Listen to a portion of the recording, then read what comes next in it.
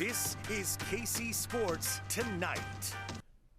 Yep, that's our cue. Hi, everybody, and happy Monday on KC Sports Tonight, the streaming edition. Scott Reiss and the underdressed Jared Koller. And I only pointed out because he pointed it out seconds before we came out. Not wrong, Scott, not wrong. You know what? You look good. You wear it well. Thank you. Big weekend around here on multiple levels, and you were all over the place, man. I mean, you were like all these events you see there on the side of the screen, you were at like all of them. Let's start with the Royals for a multitude of reasons, not the least of which is it's getting to be kind of a big deal what we're seeing on the field. But before let's talk about the sweep since it's first there on the list. Yeah. They sweep the A's, and that hadn't happened since 2016, something like that. And I understand the A's are the A's, but they're playing better baseball this year. And the bottom line is every series win, never mind a sweep, just makes what we're seeing more and more legitimate. This team's now 10 games over 500 as we head into the third week of May, and they don't seem to be showing any signs of slowing down, especially that starting pitching. And you see the three lines from over the weekend. They were fantastic. Yeah, first time they've been 10 games over since the end of 2015, which, Scott, was a pretty good year around I've heard that, so, no, listen, there's a lot going on, which normally isn't the case in May, but the most important thing going on is the Royals winning the games that count right now, okay? We can celebrate past teams, we can celebrate past accomplishments and celebrate people all we want. We've got a legitimate baseball team to celebrate here in Kansas City because they are winning. They said in the offseason, this is the year to take a step forward. I don't know if the organization thought they would get off to this good of a start. I think they liked the pieces. But, Scott, it all starts with the starting pitching. And if you look at, what the original stat was in there was Friday, Saturday, and Sunday. Yeah, there you go. Folks, if you look at your screen, this is how you win baseball games. Yeah. 7 innings for Cole Reagans, no earned runs, 7 strikeouts. That's your ace. Well, guess what? The actual ace this year is Seth Lugo. I mean, he's getting Cy Young attention because he has one of the best ERAs in all of baseball. He goes nearly 6 innings, 2 runs, 10 strikeouts. And then Brady Singer bounces back from somewhat of a sluggish start. He continues to succeed. 6 innings, 1 run, 9 strikeouts. You got Michael Walker going tonight, Alec Marsh. You win baseball games because of the starting pitcher on the mound. That's what's fun about this year's team, Scott, is whether you win or lose, you can look ahead to the next day and think you got a good chance because of who's taking the bump. No, I mean, there has not been a weak link in this starting staff, which is very different from what we saw a year ago with this team. But they're even just the bottom, the stats there, and those three guys, there's so much to unpack. I mean, Cole Reagans, he is the ace of this team. We expected big things. But remember, 2 of his previous 4 starts, he'd given up 7 runs. So he'd taken some bumps. He comes right back, and he reminds us all exactly what he is capable of on any given day. And he's going to pitch the biggest game of this current series on Wednesday as he goes up against the Cy Young favorite right now in Tariq Skubal of Detroit. Seth Lugo continues to defy logic, defy his career numbers. And it was one thing the first 4 or 5 starts where he wasn't giving up runs and he was winning games, but he also wasn't striking anybody out. All of a sudden now he's become a strikeout machine in the last 4 or 5 starts. So whatever's going on with Seth Lugo, whatever he's eating here in Kansas City, the barbecue, I don't know what it is. He needs to keep eating it. And then Brady Singer, and we've talked about this, he's been so Jekyll and Hyde in his career, really both ends of the extremes. We've seen him so good, and we've seen him so not good, and last year was a lot of the latter. This year, he's been lights out, and just every time he's taken the baseball, it's been solid, consistent, and so, again, 6 innings, 1 run, 9 strikeouts. I mean, you're not going to dial up much better than that. I don't care who you are. I don't care if you're the Dodgers, the Braves, the Yankees. Those numbers, any team is going to win with those numbers, and that's why they're 10 games over. That's why they are. So, Scott, let's get even more in the weeds here talking about these 3 starters because they're winning different ways. I mean, the results look similar. Hey, quality start, lots of strikeouts. But let's start with Cole Reagans. He's your ace that if they had to start a playoff game right now, I'm probably still taking Cole Reagans with knowing that, hey, Seth Lugo can be a great number 2 starter. But Cole Reagans is someone, his velocity was a little down on Friday, but his last pitch was 98 miles an hour. And that's where if you look at his pitch profile, the way he's able to elevate his fastball up in the zone, but also get low strikes and then beat guys with his slider, it's absolutely deadly. It's why he has some of the best stuff in the league, and you're seeing it right now. But then Seth Lugo, you go the next day, Scott, he has like 10 different pitch types. I know it logs 8, but his fastball, he can throw a 91-mile-an-hour fastball for a strike. Then 2 pitches later, throw that same fastball 94. And his curveball is his best pitch. He's able to get tons of strikeouts and weak contact with the curve. His pitch mix is why he's able to go deep in the games. He has some of the most innings pitched of any pitcher in baseball right now, and he's getting those strikeouts. You and I were both think there was some smoke and mirrors early on because he wasn't getting the Ks. Right. But the reason he's getting it is because when he sees a lineup the third time through the order, while most guys struggle, well, he's able to unleash that eighth pitch that batter has yet to see, whether that's a different speed of fastball or his curveball, which, again, that is why it's baffling to me that the Mets never had him really as a starter, gave him serious attention as a starter. But that's why he's working. I know he's old, but listen, this plays he's when not that old. Old by baseball standards or old by reinventing yourself standards. Right. But when you have 10 pitches, that works. And then I loop Brady Singer in here because really he only has 2 pitches. Right. But when that works, he's deadly. And now he's even throwing that four-seam fastball a little bit. I'd like him to throw it more. But that's such an important pitch to go up in the zone. We've been talking about the changeup for Brady Singer for years. But with that said, when you have those 2 pitches, which he did on Sunday, he's going to be a great pitcher, and that's why they're winning. 29 wins already. Only the Yankees and Guardians have more in the American League. The run differential is a notch below, I think, what is now the Phillies, and I can't remember who the other. There's a couple teams that are, but they're right there in that second tier with all of baseball. They are firmly entrenched right now as what would be the second wild card team. I mean, they've got like a 4-game cushion on the rest of the field. And again, it's May, and you may say it's silly to start uttering phrases like wild card, but you look at what this team has done, and you look at where this pitching is. It has been consistent from day one until now, and we're starting to see a little bit more from some of these ancillary pieces on the offensive end. I think that's a big thing. Michael Garcia now, he's got a 7-game hit streak. You saw Vinny with the 3 RBI, and you see the note down there, 3rd time in the last 11 games that he's driven in 3. So we're starting to see other guys that have to be factors. I mean, you have to get production from that 1 hole, the 3 hole in the lineup to augment Bobby Witt Jr. and Salvi.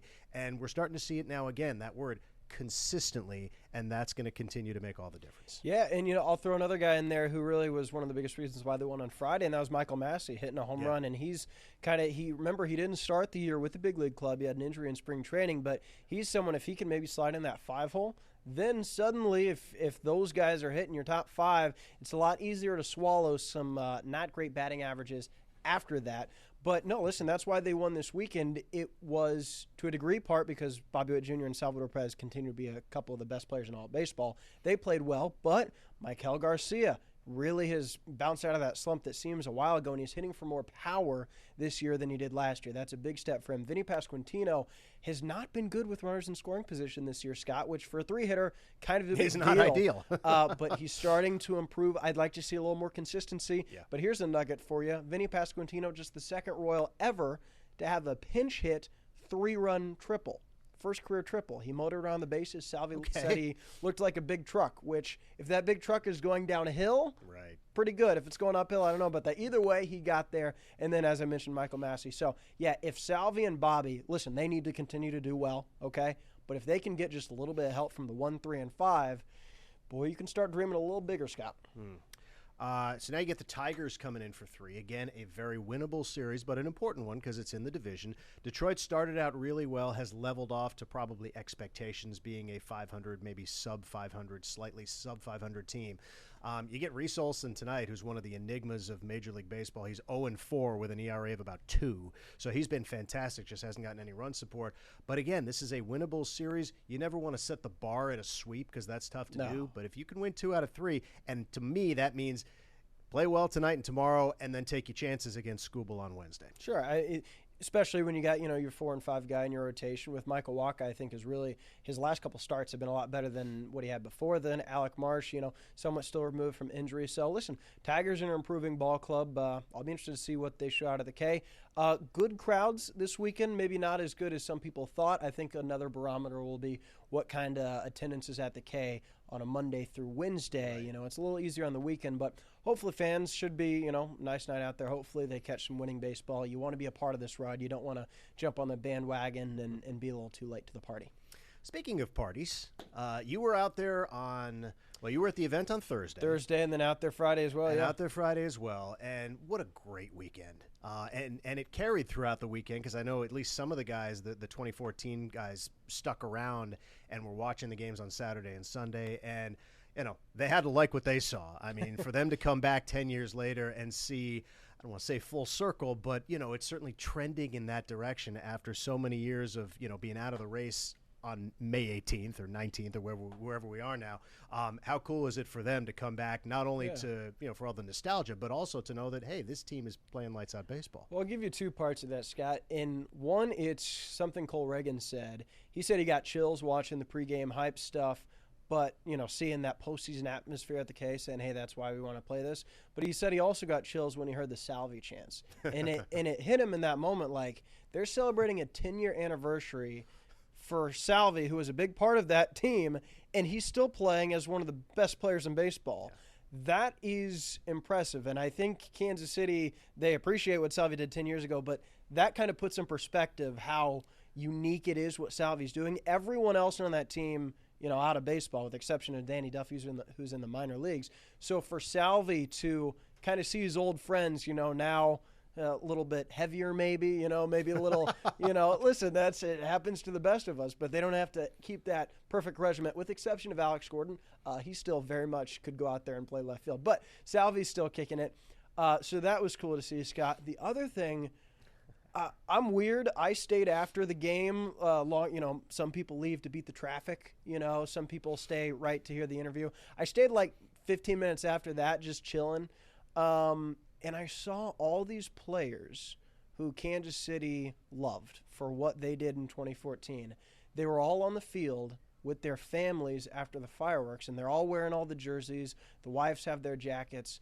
And it just kind of hit me like all these players think so fondly of Kansas City and think fondly of their time back here and hold Kansas City in such high regard for the role that 2014 season played. If you remember, Lorenzo Cain just had his first son around the same time that he won the ALCS MVP. Greg Holland had his first child the morning of a game he closed in the ALDS, and those kids were on the field after the game.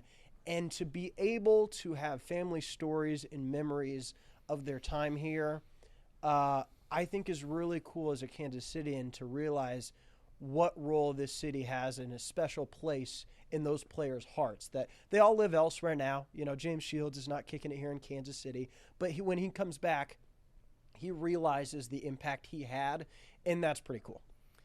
There's something to be said for how special it is when teams who don't win all the time win.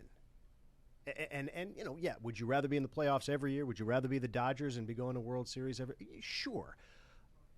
But I think that there's a level of appreciation is sort of an obvious statement, but there's such a special nature for franchises who don't play on an even playing field, who you know is in this, you know, day where Major League Baseball is inherently unfair in terms of the salary structure and everything else.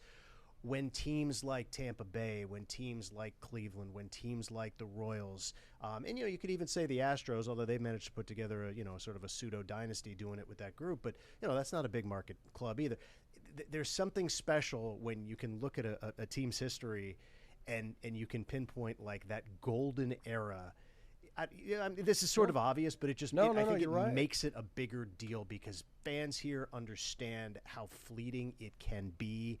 And so they appreciate the 2014-15 run probably a lot more than, say, Dodger fans appreciate, you know, 2020 through 24, you know, because it's just, we're good again, you know. I'll say it. I think it hits home more for you to say it, especially looking back at this window. But, yeah, it was the first playoff win for the City Chiefs or Royals in 20 years. Right. All right, so first moment of happiness for, you know, a generation. First playoff win for the Royals in 29 years. Scott, the anecdotes that I'll say from talking to the players on Thursday, James Shields said it was one of the biggest honors of his career to start that wild card game in 2014, knowing how much that meant to this city. Yeah. Mike Moustakas, I asked him about, you know, that's what I asked James Shields, but I asked Mike Moustakas about falling into the dugout and making that catch in the ALCS, right. and he said, what he remembers is he didn't hit the ground. He fell where if no one was there, he would have bonked his head on the concrete. Right. But Kansas City caught him, and they pulled him back up. Yeah. Talk about a metaphor for everything that's going on. Yeah. And then what I liked about that soundbite, he goes back, and Jason Frazier, the pitcher at the time, said, "That's 2 outs." And he's like, "Oh, okay, back to business. Now we go. Let's go." Yeah, it's just the second out, man. And then Hosmer talked about after winning the wild card game, flying to LA on like no sleep and seeing one of his friends, Mike Moustakas, hit the game-winning home run. He actually didn't see it live. He was getting his batting gloves back in the batting cage, and then he hit his head running back inside the dugout. But it was totally worth it. Then he hit it the next day. It was totally worth it. Yeah, and so just great anecdotes, great memories. It's on that Thursday if you were watching us on TV. Unfortunately, we didn't have a whole lot of time to bring you much sound there, but on our social media platforms, there's lots of in-depth sound if you're a diehard Royals fan that you'll want to hear from James Shields, Eric Hosmer, Mike Moustakas, Ned Yost as well, just talking about those playoff atmospheres. Scott, you know how special playoff baseball here is. It's awesome. Well, how special playoff baseball is just in general. Period, right. Kansas City, no exception. Yeah. And so, to celebrate that team is pretty cool. Yeah, all right. Let's move on to a guy who knows a thing or two about playoff success and the big stage. So, Kelce Jam, Saturday night. And again, Jared Koller in attendance.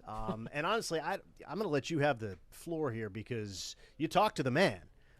So not only were you at the event, but you got to talk to Travis Kelce, which is not a common occurrence even amongst media members. I have friends like, hey, do you know Patrick Mahomes? Do you know Travis Kelce? I'm like, well, I've seen them across the locker room. That's about as close as because that's being modest. Well, he has them over all the time. We're BFFs. No, but I mean, people don't realize like we can go into the locker room as media members and talk to the players, but the two guys who you can literally never talk to in the locker room are Mahomes and Kelce, and they just do podium, and so it's like they're in their own zone, and so we don't have access to those guys. So what was it like to not only have access to Travis over the weekend, but in such a cool non-football related casual kind of environment? Right. Yeah, that's where there were really no questions about football. In full disclosure, the conversation I had was 45. There was a lot of media, very few local media people. I was the only sports guy in the city there, but like People Magazine, Access Hollywood, right. US Weekly, like all the kind of tabloids were there. And so most of the questions were about him and Taylor Swift and about, Kelce Jam. I asked him about Kansas City and specifically the reference that I'll always be proud of. I don't think many people remember the Loft Boys, but I said, hey, for the people that have been following you from the Loft Boys days back in 2014 and now being one of the biggest stars in the world, how much you enjoy in life right now. And he said he's just very grateful to be able to do stuff like this for the city he loves. And so, Scott, that for me is the story of Kelce Jam, is the fact that this guy who's not from Kansas City, from Cleveland Heights, Ohio, he wants to bring joy to Kansas City even outside of the football field. We see a lot of athletes bring joy on the baseball diamond, on the football field. But for Travis, last year had the NFL draft, and then that was before he was dating Taylor Swift. Now he's one of the biggest names in the world. And he said, you know what, I still want to bring a concert to Kansas City during May. That's pretty cool. And so for Kansas City to show out with 20,000 people, for him to take the stage, I mean, this is something a decade ago nobody here in Kansas City would have believed that we're on the map in this type of way. But that's what Travis Kelce has done, and that's what he means to this town. Did you get to stay for the whole concert? I know you had to come back here. Did not, show, no. So you didn't get to see the. All right, I saw Travis run out on stage, and my ears were hurting. Like, it was loud. He was into it. Listen, you got to fight for your right to. Scott, when Travis Kelce said, I learned one thing here in Kansas City in the 2019 season, he said, I learned that you got to fight for your right to party. Little did we know how many times that would be said. And, boy, I hope it keeps coming up year after year after year. Yeah, I love it. I don't know if the Beastie Boys are getting royalties, but they should. They should, yeah. They should. Okay, another event this weekend and another Jared Koller sighting at the Missouri Sports Hall of Fame. And this sometimes flies under the radar, and maybe this year with Kelce Jam and with the Royals playing as well as they are and the 2014 celebration, everything going on, probably was more likely to fly under the radar. But you were there. Give us a sense of this year's inductees and the Sure. What was going on. Yeah, so the headliners, Tom Watson, golfing legend, of course, from Kansas City, went to Pembroke Hill High School. he was the legend honored this year, so he's got a big bronze bust with his head and great head of hair also, listen. And red jacket as well because, listen, he's a Missouri sports legend for decades now and a great ambassador of Kansas City. Scott, I think the answer is this is a good topic for another day. What's your Mount Rushmore for Kansas City sports? About 15 years ago, the answer for the last 30 years had always included George Brett, Lynn Dawson, Tom Watson, and then take your pick on the fourth. Tom Watson's that big of a deal, and he still is now. So great to talk with him. Casey Wegman, former Chiefs offensive lineman, great center for those awesome Dick Vermeil teams at the turn of the century, some of the best offenses the NFL has ever seen. Played more than 1,100 career snaps, 11,000 consecutive snaps. He was inducted. Interesting note talking with him, Scott. I said, how much do you remember fondly playing at Arrowhead and how loud it was? Scott, you think that's a pretty I loved it. You know what he remembered? He said, yeah, I remember losing to the Colts in a game where we didn't punt and Priest Holmes had a fumble. I remember seeing him run and always fumble. Remember the losses. That's always what they go to. I'm like, I wasn't going to bring that up, man. Yeah. That's on you. But no, he said he, in retirement, looks back very fondly on getting the chance to be on an offensive line with Will Shields, Brian Waters, Willie Roaf, John Tate. I mean, when this city knows their offensive linemen, that means you got a pretty good offensive line. That screen game with Tony Richardson and Priest Holmes, Scott, was incredible. So great for him to get some love. And then Eric Hosmer, inducted for the Royals, which the fact that he signed elsewhere because he got that bag from San Diego Padres and he's still able to be Missouri Sports Hall of Famer tells you how much he did in such a short period of time. He has more postseason RBIs in fewer games than George Brett, who, Scott, pretty good in the postseason. But that's how good Eric Hosmer was in the clutch. For him to get inducted, I think is pretty cool, Scott, because as a National Baseball fan yourself, you know that he kind of struggled after leaving Kansas City. His career probably ended shorter than a lot of people thought, and for him to come back to a place where he still gets his flowers. I mean, he had a couple standing ovations, and he talked about how he looks back on his career, Scott, not for the winning he did, but for the way in which this team represented and interacted with Kansas City. He says they built a culture where kids could look up to these players and be proud of the team that they put on. And I think that is next level awareness. It's one thing to win. It's another to know the role that you play in a community. And he talked about that, and he credited specifically Dayton Moore for creating that love affair. The Rays and A's trade all their players for minimal, slight gains in value. Yep. The Royals didn't. Might have cost them in the end, but because there was that love affair of a long-term group like that, I think it did create a higher peak, and Hosmer was very aware of that. And finally, a couple of other under-the-radar nuggets this weekend. This Harry Higgs thing is awesome. I mean, this is a Blue Valley North alum who's playing in a PGA-sanctioned tour event. It was the Corn Ferry Tour. Nobody's – nationally speaking, this is, back page, tiny font news. But this guy in his hometown in a tournament here in Kansas City – chips in for eagle on 18 on Sunday from 64 feet out to force a playoff hole and wins the tournament. I mean, I don't care what level that's at. That is absolutely astronomically cool. And to do that in a professional tournament in your home city, I don't think it gets much better than that. He's looking like young Scott Reiss out on the links. I mean, except the ball went in.